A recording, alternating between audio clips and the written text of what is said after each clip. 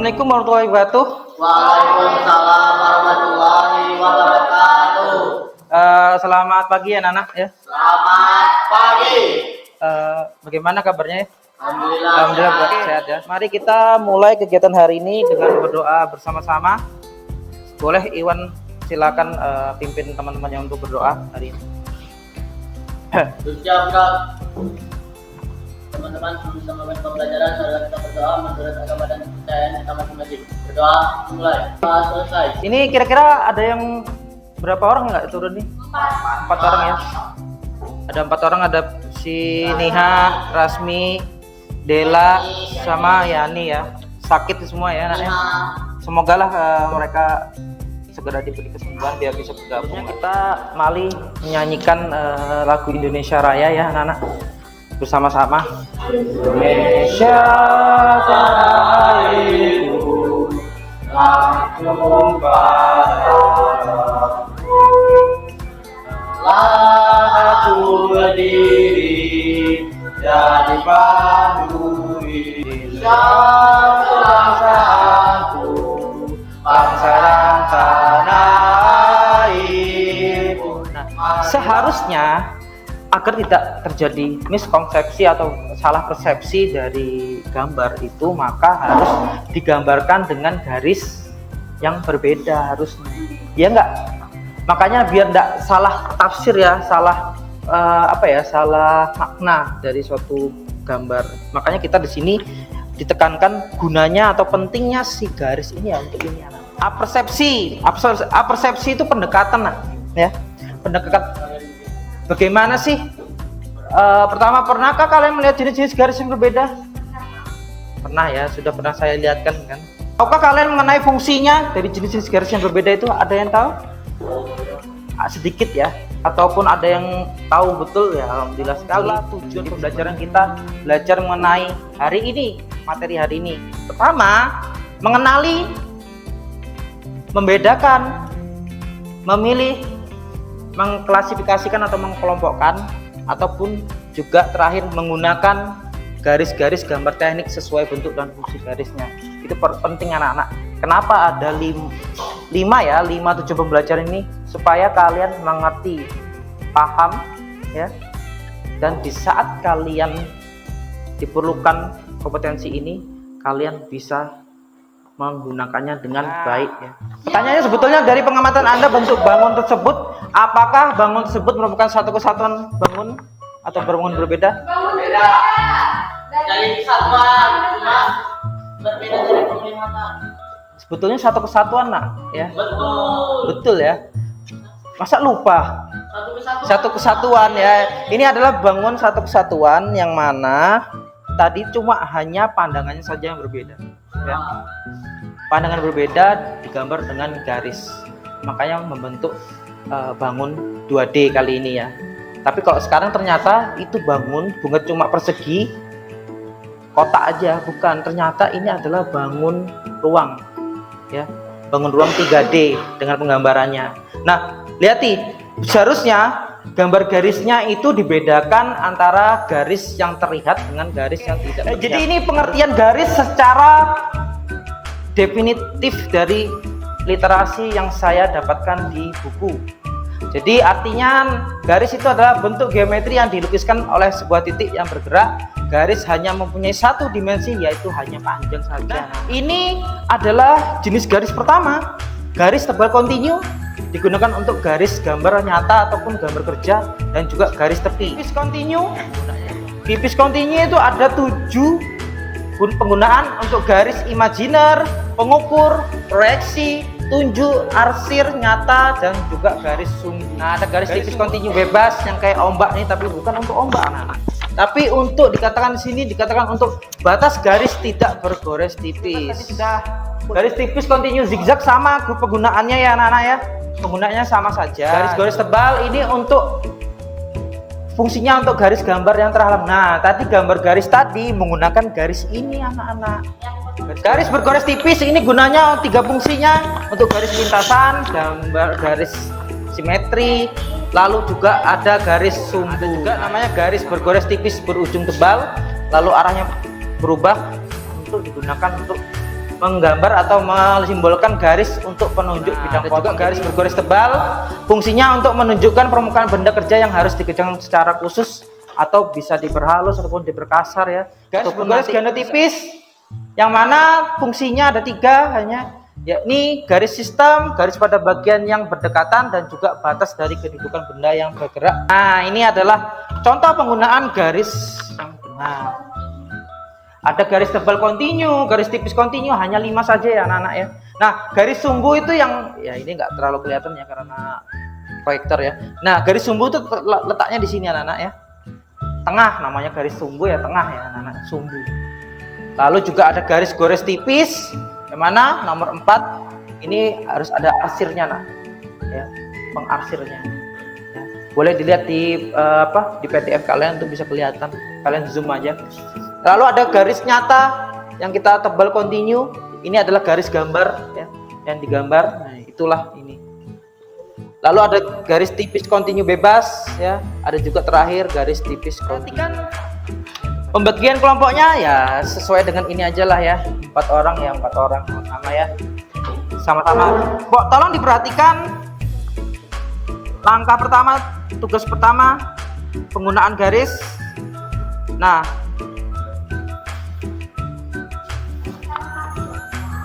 ya. Nah, sebelumnya ada yang tanyakan nak? Setelah tadi kita materi. Ya, kalian lihat dulu di situ ya anak-anak. Ada yang tanyakan dulu mengenai materi tadi, materi tentang garis? Gak ada ya? Oke. Boleh kita langsung ke LKPD anak-anak ya. Nah, di situ di LKPD kalian diperhatikan langkahnya cuma 1 aja, tapi ternyata tugasnya banyak.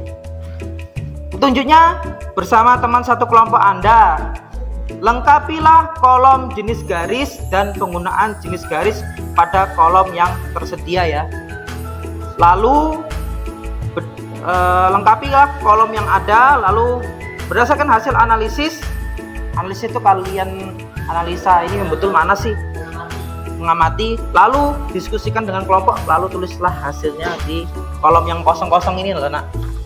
Yang kalian kosong-kosong ini kalian lengkapi. Ini contohnya, ini kan G-nya nggak ada loh, mana garisnya nih? Ternyata yang dia harus digambar itu garis bergaris tipis dipertebal, ujungnya perubahan arah. Nah, itu kalian gambar di sini ya. Menggunakan pensil pulpen boleh ya. Tapi mending pakai pensil biar tidak salah ya. Kalau salah bisa tinggal dihapus saja. Ya. Paham ya? Yang pertama ini mudah ya. Petunjuk tugas yang kedua adalah bersama-sama teman kalian lakukan analisis terhadap gambar-gambar di bawah ini yang saya lihat. Tolong diperhatikan gambarnya. Di situ penggunaan jenis garis dan fungsinya pada gambar berdasarkan notasi huruf dan nomor yang tercantum, isi pada kolom yang tersedia. Jadi maksudnya apa? Kalian tebak atau kalian analisa F2 ini apa sih, B2 ini apa, baru masukkan di kolom ini, di kolom ini ya. Nama garisnya apa, baru penggunaan pada gambarnya untuk apa sih ini, kok ada kayak gininya, cari coba ya. Betul kayak gitu ya, dilengkapi yang kosong kayak gini, kosong tuh dimasukkan apa ini sih gunaannya gitu.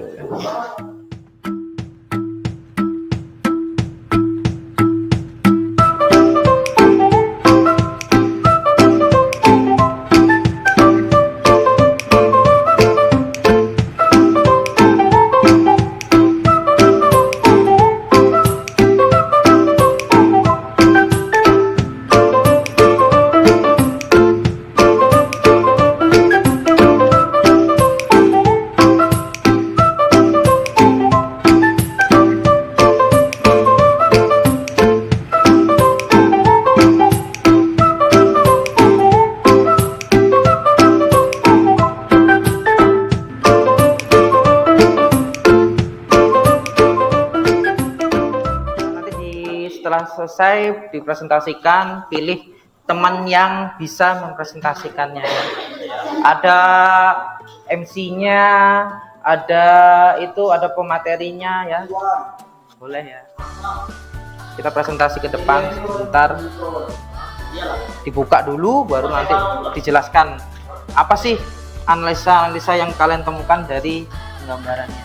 Kalian tulis kesulitan yang kalian alami di saat melakukan analisa. Silakan. Sambil menangis, hihi, gulung digulung-gulung, sambil teriak, haha, gulung-gulung, jadilah patung. Assalamualaikum warahmatullahi wabarakatuh. Waalaikumsalam warahmatullahi wabarakatuh. Kenalkan, saya Ridwan Sani. Saya di sini selaku moderator. Di sini ada 3 rekan saya, yaitu Fitri, Salsa, dan Iqbal. Di sini kami akan mempresentasikan hasil kerja kami yang akan dimulai oleh Iqbal. Terima kasih. Ya, silakan Silakan, Pak. narasumber. Jenis garis yang pertama sebenarnya kebangun ini penggunaan garis-garis nyata, garis-garis tepi. Jenis garis yang kedua garis titik kontinu. Garis sudut pendek. B2 titik kontinu garis penunjuk. B3 titik kontinu garis proyeksi. B4 titik kontinu garis penunjuk. Sama yang gambar warna kuning itu ini, Oh, disimpan aja. ini Iya, iya. Dan batas kedudukan dengan Garis benda nyata. Hah? Kedua, Iyalah. garis Ini kan pelajar itu. A1 garis-garis nyata. Gambar A2 garis-garis tengah. Ya. Garis yang menunjukkan bidang patung. Oke. Ada yang memberi tanggapan mengenai hasilnya mereka? Hah? Gak ada. Oke, nanti sambil kita koreksi ya masing-masing ya. Oke, terima kasih. Sekian dari kami. Beliau applause dulu untuk the last people, last team. Oke, anak.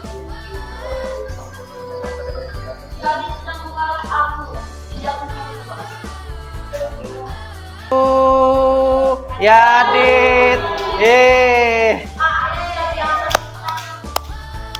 Ya, kita sudah melaksanakan kegiatan apa? Pengerjaan kerja kelompok kalian ya, kerjaan analisis garis kalian ya.